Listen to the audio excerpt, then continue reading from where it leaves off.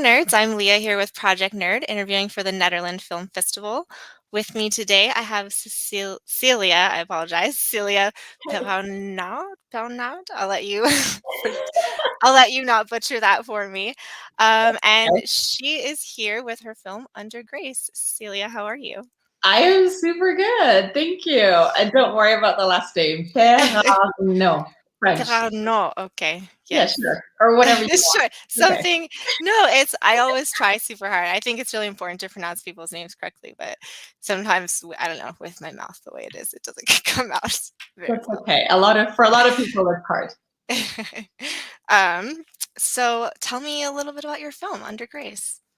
I don't know what to tell you.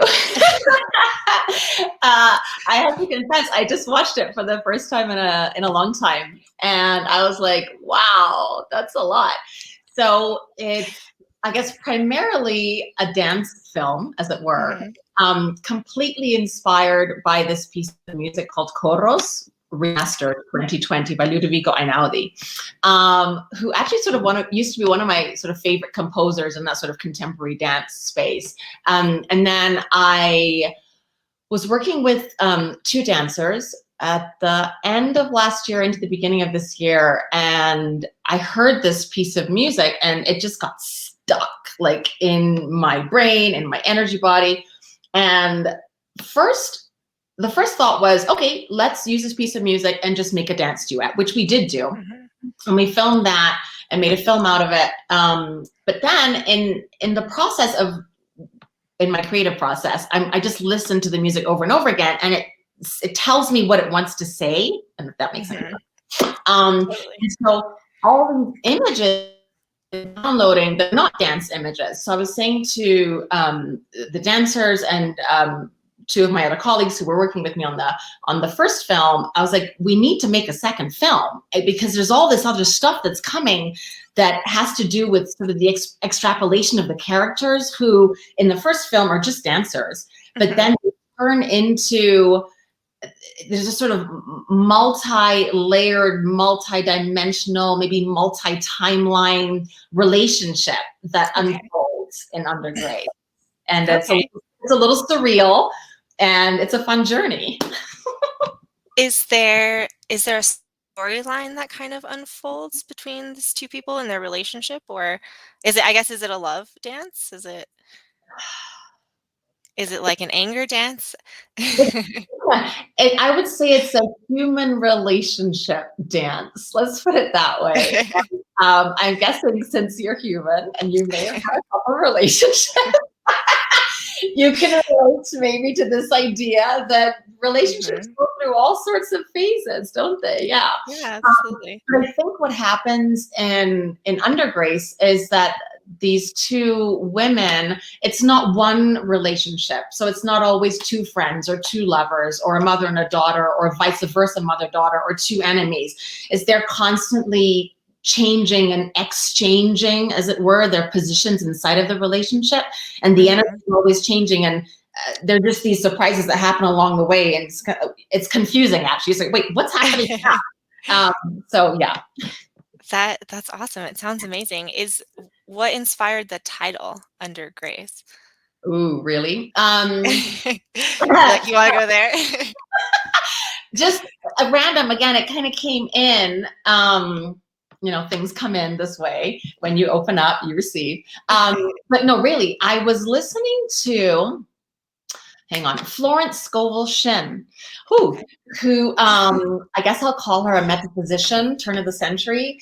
And I discovered her work, end of last year, and was listening to one of her lectures, or maybe it was an affirmation series. And I just heard the words Under Grace. And I was like, okay, that's it. And that's as simple as it was. It just came, and I said yes. Okay. So are you a trained dancer professionally? I hope so. Well, so then what inspired you to kind of move into filmmaking, or were you a filmmaker first and then you kind of found a passion for dance? Oh I no, would be great. absolutely a dancer. I've been dancing. When I say this to my students, they're like, "What?" Okay, so I've been dancing for 41 years. That's impossible. And huh? That's not possible. Yeah, 4-year-olds get sent to ballet. We don't have a choice. We just go, right? That Um, so absolutely a dancer first. And then when you're a choreographer, when in my choreographic process, again, like the images just come. And so when I make straight dance, then the images are there, and either it's my body or someone else's body, but I ask the bodies to do what I see. And then I guess what's kind of been happening, kind of in the last, I'll say 5-ish years, is that the images that have been coming have not necessarily only been dance related.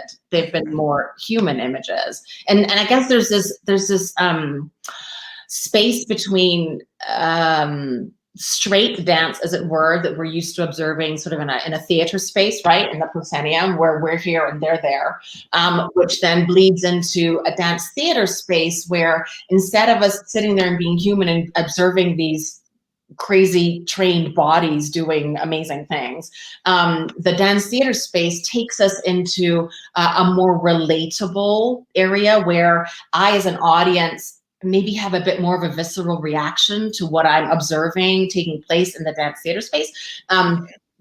And then which bleeds, I think, more into this cinematic realm where you're able to take the audience's eye anywhere in the space. So they're not just watching from that place that's front. I guess there's another space in between there, which is the dance installation space, where the audience is occupying space with performers, right? Mhm. And then when you have this tool of the camera, you can take the audience's eye anywhere, which is a really cool journey for them to experience. Yeah, Did I that's answer your question? no, that was amazing. You beyond answered my question. Okay. Um, so what really, I guess, how did you learn to make film? Do you like to hold the camera, or are you more sort of a director in that sense? My eye sees, or I shouldn't say that, somewhere in here behind my eyes, Mhm. I can see what needs to be captured, but I didn't actually touch the camera at all. Filming. So Mhm. there were two cameramen, James Davis, who is a wonderful young man who lives here in Boulder, and then my friend Chris Jobson, whom I've known like since freshman year of college. So we are like soulmates, collaborators, artistic. Oh, and he's also from the Caribbean, so that's cool Oh, too. cool. And so the two of them were the people who were holding the camera. But like I said, like the images just kind of come, and then I'm like, okay, we need to see this, we need to see this. But Chris was really instrumental in helping that weaving together that occurs in undergrace, the weaving together of the movements that were occurring in sort of human space with the Mhm. movements that were occurring in the theater space. So you have this sort of seamless weaving between these two worlds, one of Mhm. which, of course, for the normal human feels a bit like real world, and the other one feels like the surreal dream space, maybe. And Mhm. so yeah, Chris was, like I said, just really instrumental in helping that, okay, this arm needs to go into this arm, and this arm, you know what I mean? Yeah. Mhm. Did you guys face any challenges when you were filming that, or when you were trying to get what you're seeing behind your eye to appear on screen? Hmm. I don't think so. Not No, I don't think we had any major challenges. Mhm. What happened at the end was like, I think like our last 2 days that we were gonna shoot, Davis had to go do a project in Miami. And so Mhm. we were like, oh shit. But because there was another time earlier on when we were filming, because it was kind of an off-on process that took maybe a month or so, um, Wow.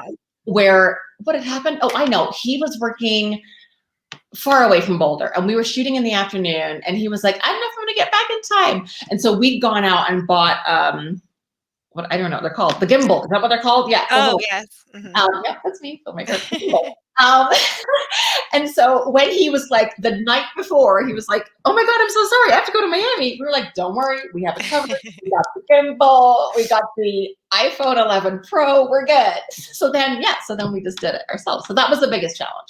Uh-huh. That's awesome. Um, do you have any projects coming up that you're working on, dance or film related, that you want to share with us? I'm not sure that I want to share, but I was just talking to No, you Chris. don't have to. Cat bag, you know that thing.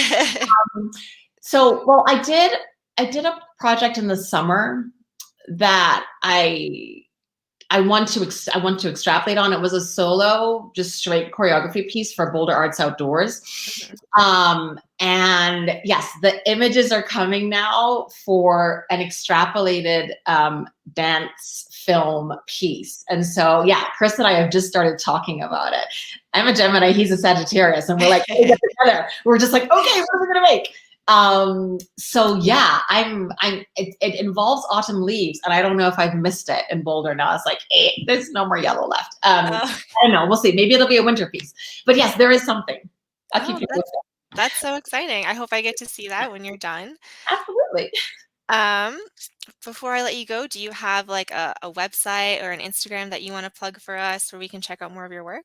You're so cute. I'm a dinosaur. I know I look like a You're like, human. I don't know any of those So social media, no, thank you. things. So yeah, no, I mean, I have an Instagram, but I don't use it. I don't use Facebook. I mean, I use it to stay in touch with friends, but I never post anything about my own personal life. Sure, I Um, totally understand can you relate?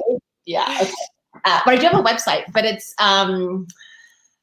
I guess I'm like one of the characters in the film, multi-layered and multi-dimensional. So I have a website, but it's a website that encapsulates all of me. So Okay, I'm a Pilates teacher, a dance teacher, choreographer. My films are on there. My writing is on there. I'm sounds also like the perfect website. I'm also a homeopath. So it's like it's this big mishmash, but it's me. I guess at a www thing address, and Yeah, it's the conscious nest. the Conscious, consciousness. and then like a little bird nest, but maybe Oh, a okay. little nest for human consciousness. Yeah. Awesome. Well, thank you so much for joining me. I had a great talk with you. Yay! Thank I'm you. excited to get to Nina. see your film, and I hope it does really well at the festival. Yeah, I hope so too. It's going to be a beautiful day tomorrow. So anybody who's coming up to Nederland, I'm sure they're going to have a lot of fun. Are you gonna be there in person? Maybe. Are you? Oh, I don't know. Maybe now I'll try to weasel my way in. I thought this was more of an online thing, but if there's an actual an event happening, I might go. Yeah, they are doing an event. It's masked, but Mhm. they're getting people in person. I mean, anybody who wants to come, but otherwise it will be online, obviously. Yeah. Yeah, like everything.